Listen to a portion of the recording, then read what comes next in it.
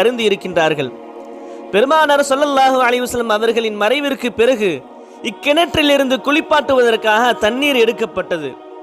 நான் மறைகின்ற போது அல்-கர்ஸ் கிணற்றிலிருந்து 7 தோல் பைகளால் தண்ணீர் எடுத்து வந்து என்னை குளிப்பாட்டுங்கள் என்பதாக நம் நாயகம் ரசூலுல்லாஹி ஸல்லல்லாஹு அலைஹி வஸல்லம் அவர்கள் அருளியதாக அலி ரலியல்லாஹு அன்ஹு அவர்கள் இந்த ஹதீஸை கூறிவிட்டு, இந்த கிணற்றில்தான் எங்கள் நாயகம் ஸல்லல்லாஹு அலைஹி வஸல்லம் அவர்கள் தண்ணீரையும் அருந்தினார்கள் என்பதாக அலி ரலியல்லாஹு அன்ஹு அவர்கள் இந்த ஹதீஸை அறிவிக்கின்றார்கள்.